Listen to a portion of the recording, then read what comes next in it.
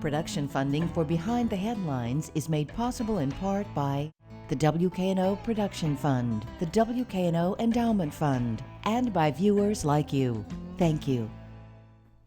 The County Commission on the Federal Task Force, Borrowing and Spending, Schools, and much more, tonight on Behind the Headlines.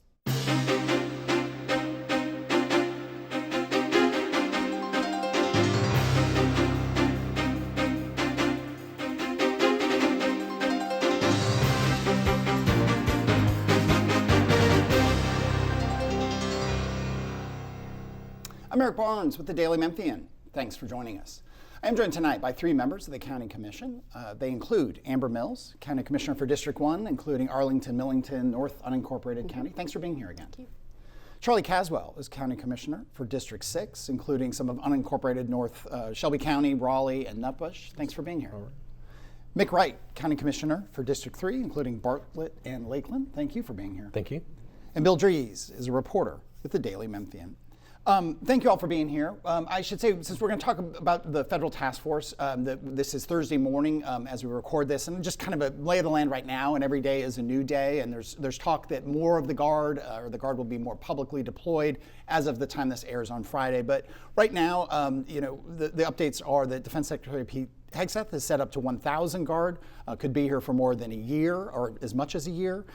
Some are here. It's a little murky of who's here. Maybe some people, commanders, will know more as every day goes forward. There are roughly 700 federal law enforcement agents that have been here, as many as almost 900 over the last week at various points.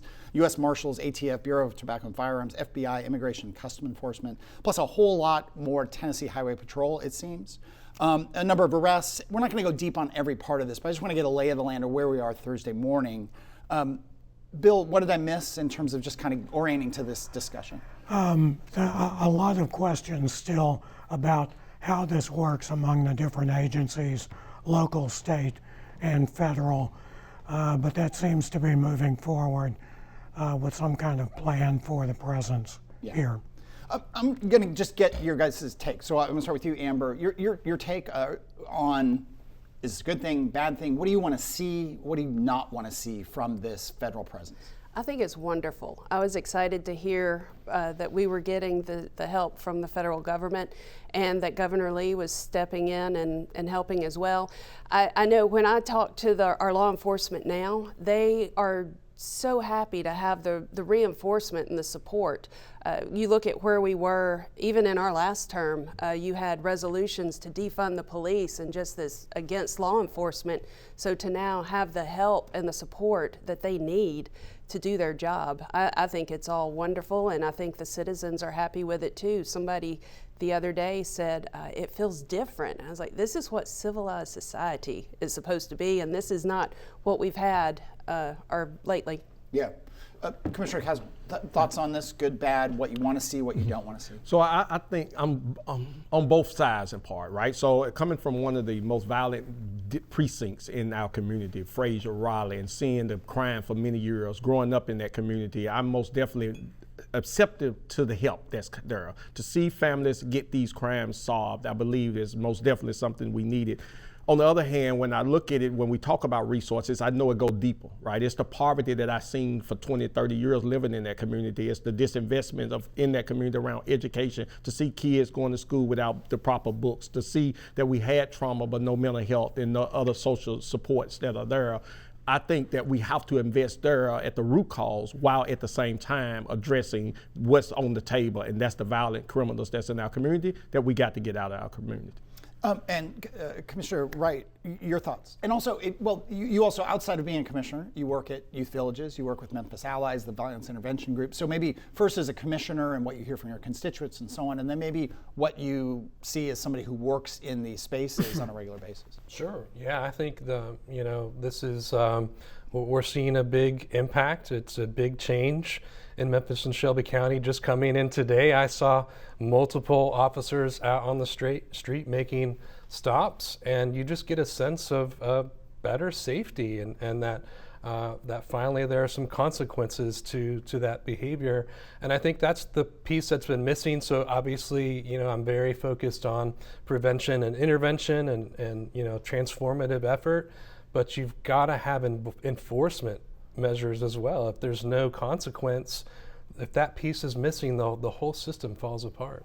Let me say too that we have two Republicans. I always forget if we have partisan races and which bodies. But we have two Republicans and one Democrat. That is not by design. It's just we'd asked about 7 county commissioners. Not everyone could make it. We'll have other commissioners, other folks on talking about these things. So just to acknowledge that. But let me go ahead and bring in Bill Dries. So we're still early. The Guard is here, but probably not in the full numbers that we're going to see. But what are your thoughts on what happens after the Guard goes? I mean, is this just temporary, or do you think there is some lasting effect on this? Start with you, Commissioner. Well, I hope it's some lasting effects. What I seen a couple of weeks ago, I was in D.C. and I've seen some of the National Guards around where they were supporting around the convention center. That allowed the officers to work inside of the community. What I hope is the Sheriff Department and Memphis Police Department take some tactics from this, that they continue to work together on those hot spots in our community where we know there is gang violence, where we know there is drug dealing, that they intentionally work together. I haven't seen that before this happened. We asked for the sheriff to come into the inner city. It was some kind of rule that they was not. They worked unincorporated in municipalities. So hopefully they train them on how to do collaborative policing together alongside FBI and TBI even after they're gone, and the Highway Patrol, who's have been assisting as well. So I'm hoping that's the sustainability outside of any other federal resources that may still be here. Commissioner Wright, to that point, should there be a federal and state commitment to this beyond this task force? Well, I'm thankful, I guess, for the surge. I don't think it has to be a permanent presence, but I'm just very appreciative of both the federal and state governments putting in resources. This was the community that needed it. Of all communities, that we had the highest homicide rate in the entire country, and you've got to have a response that meets that need. Commissioner Mills. I could say I think it falls on the people to elect in 2026 local electeds that will help law enforcement. We've had a sprinkle of electeds that help law enforcement, but we've had money taken from the sheriff that he should have gotten. So I think it falls on the people of 2026 to elect the right people to continue what the federal government and the state government coming in have started for us. You're in your second term on the county commission. You know a bit about how politics works and short memories that voters may have. Is what happens next going to be an issue in those county elections? I hope that people see what it's like to have a leadership come in that does the act, that says what they're going to do, and to fight crime, not just talk about it, but to fight crime so that we can have better lives here, because you're electing your quality of life with who you elect, basically, who's going to set up your environment to live your life in Shelby County. So I think it falls on the people to decide where we go from here with this surge of resources that we've had from the federal and state government. Commissioner Caswell, you talked about your district and the problem with violent crime there. What do you hear from your constituents? Are they all of one mind on this, or are they split on this? It's split on this, and I have some positive stories of one police been looking for a suspect for almost 2 months of the multiple killings that happened in Frazier, and through this task force, they just recently caught the one of the last suspect. That put the community at ease because they knew he was in the community, and they knew that if he was out there, something else could have happened. So they're excited about those type of things. Then on the other side, when you talk about some of the pullover for maybe to busted tail light or some things, they feel in part threatened because they don't know what's coming out of that. But even in some of those stops, I have heard positive things where the police interacted in a positive way, not in a negative way that it is. So I think that just the ideal of the surge put fear in a lot of the people, but at the same time, I'm thankful to the officers, and actually one of the guys I'm looking to recognize who helped some police officers who flipped over on Frazier Boulevard and Watkins a week or so ago. Some federal agents was on the chase, and he went out there and helped, and he said in the news report that he wanted them to see there are some good people in Memphis, not just the bad people they heard about before they came here. And we should point out that was at Frazier and Watkins. And when you talked about flipping one of the pursuit cars actually flipped over on top of another individual car. Yeah. Let me in other cities. Again, we're early into this. Although the guard is, in some ways, the guard. I don't want to say it's a distraction, but it's the real emphasis. It does seem to be is these federal law enforcement agencies who have been in Memphis in gang task force and various initiatives for forever. Other cities, some of the things that have gotten the most criticism have involved ICE. There's now there's a video of a Black Hawk helicopter and a whole lot of federal agents, a lot of them ICE, rappelling down ropes into a building in Chicago. Other incidents that have been filmed, and they may be but there have been incidents around ICE that people have really focused on and been critical of. Do you all, I'll start with both of you, Commissioner Wright and Commissioner Mills, do you have concerns about any of those kinds of things happening here? Or do you have other concerns about where things could go not so well with this intervention? Well, I would say that you always have to be careful in how you act, and just because you're wearing a badge doesn't necessarily mean you're a person of character. So we have to make sure that there's supervision on all of those forces, make sure that they're following the chain of command. But I think the good structure is in place here. I have a lot of confidence in our city mayor as well as our governor, and I think they're doing the right things to make sure that our officers here treat people with respect, and that's what we need. Concerns of where things could go badly or not as well as you feel they're going right now? No, I think these agencies coming in, they know they're under a microscope here locally. And I was disappointed when it was announced that they were coming in and local leadership just automatically put them in a bad light. Like, we don't want them here, they shouldn't be here, they shouldn't be doing this. Well, when you get the people that broke laws coming in and people who are criminals and came here illegally, well, then you have resources to better serve the people that are citizens here. So I think they are aware they're under a microscope. I think they're going to do, this is what I want to believe, and this is what I believe, they're going to do the best job that they can. I think it's good what they're doing, and I think it's going to help the residents of Shelby County in the long run. Commissioner Caswell, I'm sure that I'm always struck when we have these conversations. And again, we talked about two Republicans and a Democrat, and that if this were national cable news, there would be certain people just shocked at what you're saying as a Democrat representing a majority black district about your positive aspects of how you view this. And I think back on when the last mayor's race for city mayor, when Paul Young ran, Bill and I did one-on-one interviews at this table with, I think, all 8 of the top candidates. We did multiple debates. And all 8 of those candidates, 7 of whom were Democrats, 7 of whom were black, wanted more police, including the former head of the NAACP, Van Turner, who went out of his way to say, no, I think we need more police officers. And when I talk to people, and I'm sorry I'm talking so much here, but I mean, when I talk to people in other cities and I'm in local news conferences, maybe they're kind of shocked by that. Yeah.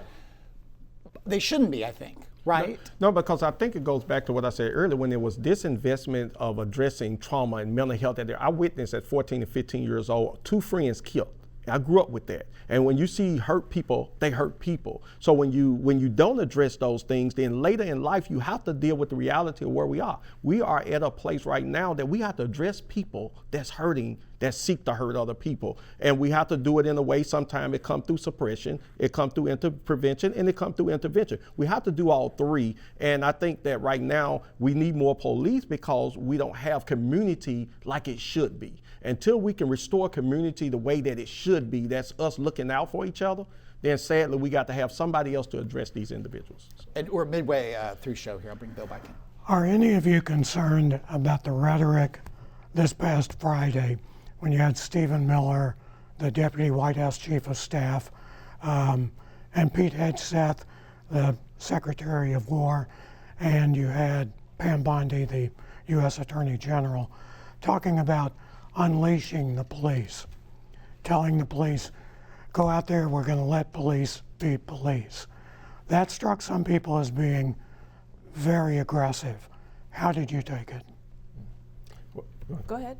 Well, I took it as it shouldn't have been said that way. You think about this is the city where we just witnessed Tyreek Nichols beat to death, and police officers right now are being released out of jail when you own something that we saw clearly what it was. And so to the black community, I know it put fear in us to say that now you're going to release that and now there's no accountability held there. And to hear the president say that we're going to release military and use it as a training ground, that would do something to us as a community, because we're talking about historical trauma that's now rising up in many people. So it may look different in some community, but in my community, it did release a lot of fear of people not moving because of the trauma that they experienced from watching the beatings, not just Tyreek Nichols, Rodney King, George Floyd, the things that we have seen happen in the black community when it comes to police and being released. So. What I heard was all the resources you need are here. Go do your job. And I think that was refreshing for our law enforcement to hear, because I know even as an elected, we have to tiptoe around what we say so we don't offend anybody. So we have to be very careful. But there it's like, you need this, you got it. I mean, no matter what the scary equipment is, they haven't had to tiptoe around it. We're going to get the job done. And I think it's totally different than what we've experienced here in Shelby County. Yeah, I think they were laying out the idea that we are going to have a zero tolerance policy, and that's the kind of thing where you need that reputation that if you do a violent act, you're going to be caught and you're going to be charged, and that's the message that we need to be giving. But then it extends to a military helicopter doing circles over a protest on Saturday that I was at. What was the purpose of that? I mean, nobody's breaking any laws there. Why does a helicopter circle it 8 times? They could have been looking at it for a criminal on the run. I mean, it could have been, you talked about them getting the person that they'd been looking for 2 months. They could have gotten word that that person was in the crowd. It could have been totally unrelated to the activists there in the group. I don't know. Yeah, I don't have any insight into that. I would just say that does speak to one of the issues that I find frustrating, which is that the county really does not have a seat at the table. Our county mayor has decided to not really collaborate with the task force, and so all we have is maybe our sheriff at the table, but commissioners don't have a seat at the table. The county mayor doesn't seem to, and we're a big part of this issue. We've got all of the justice system is under us. We fund half the DA's office, the public defender, the clerks. So we really need to be considered because it's filling up our courts, our jail, and county clerk's office. Commissioner Caswell. Well, and I just say that's why I attempted to bring a resolution that say give us some type of information, like how can we be a part of that process before this happened? Because I knew that if we didn't have something on the table to say, again, it was not to say we didn't want to aid all the alphabets to come here. It was some parts to say that the National Guard, I felt like, was not needed if we had these other resources working together on the ground in our community. Let me segue. We could do the whole show on this, and we'll do more other shows on this. And again, if you joined us late, I want to say that we're really glad that these folks are here. We asked about 7 commissioners to be here. These are the folks who could do it kind of last minute, so we'll have other folks on. So there's no, I mean, this is who is here, not so much, I know we have 2 Republicans and 1 Democrat and so on. Let's segue though, and you mentioned this, Commissioner Wright, about the whole funding of a lot of the local criminal justice system. One of those is the jail. That is, are you worried about overcrowding? People there is overcrowding there. There's, I think lots of reporting on really terrible conditions of people who have not been convicted of crimes. Are you worried about that? And then we'll segue into the comptroller. State comptroller kind of put a big message out of really slowing down or stopping borrowing, bonding, however we want to put it, by the county because of concerns around the budget. That's been presented. It was not approved by the comptroller, which is required by law. So I want to segue into the financial state of the county, but also the jail and the questions of a new jail or rebuilding the jail or doing something about the jail. Where does that fit in this conversation? Yeah, that's been really a strong focal point. I would say my colleague Commissioner Mills has really led on the issue of a new jail, but we've been putting millions of dollars into maintenance needs at the existing jail at 201 Poplar. Millington came to our rescue here recently. We had a resolution where we authorized Millington to free up some of their space to handle some of the surge.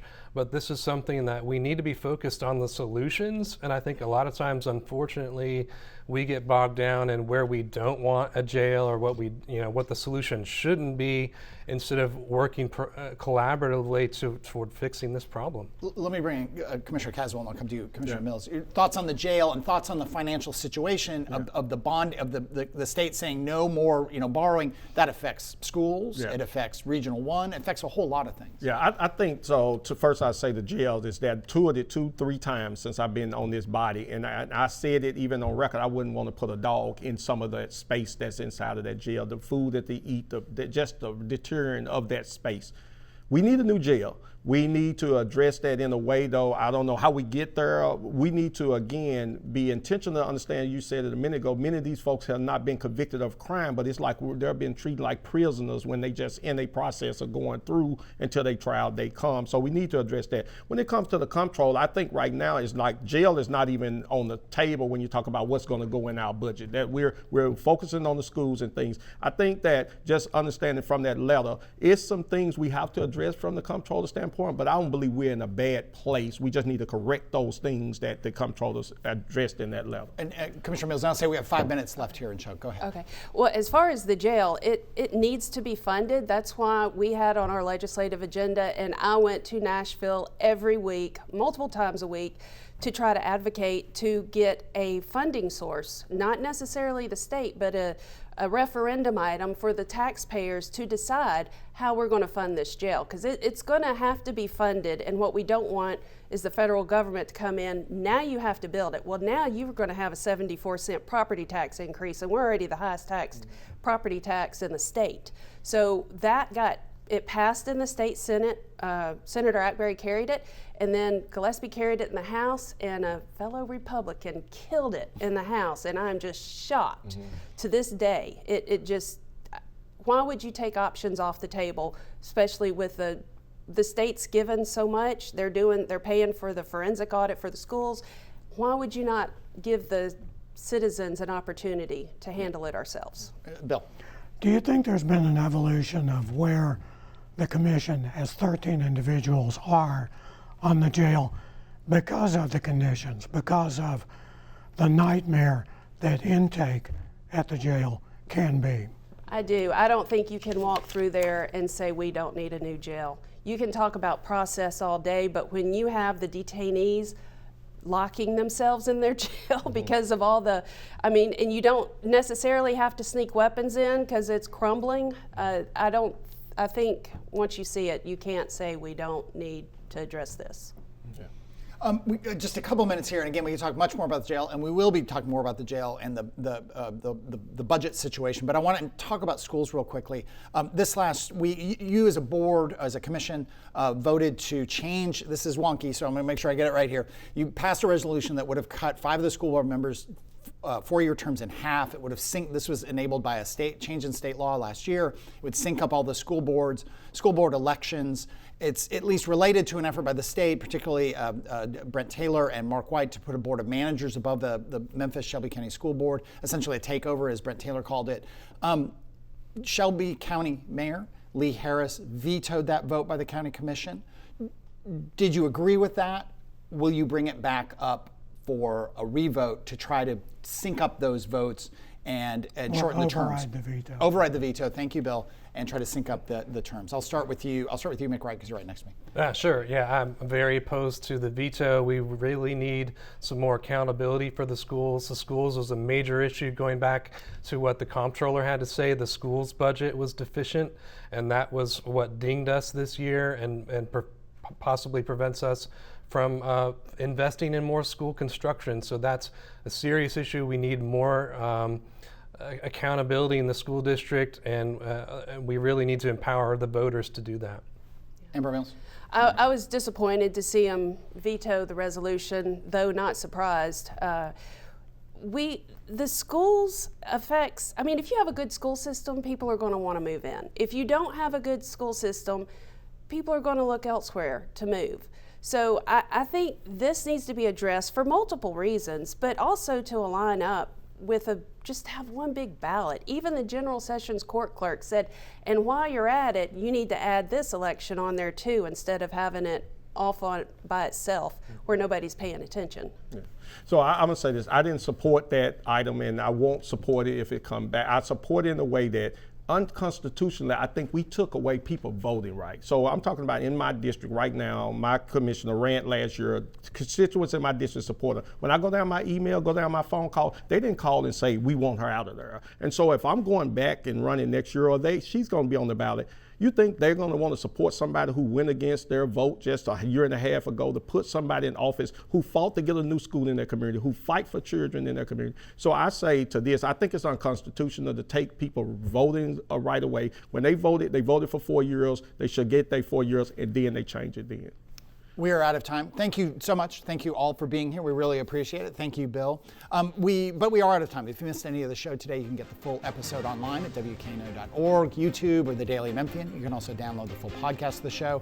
Next week, we've got City Mayor Paul Young. Can't imagine what we'll talk about, but we'll try to find something. Also, a look at Millington, and I'm sure other shows about these issues that we talked about today. Thanks very much, and we'll see you next week.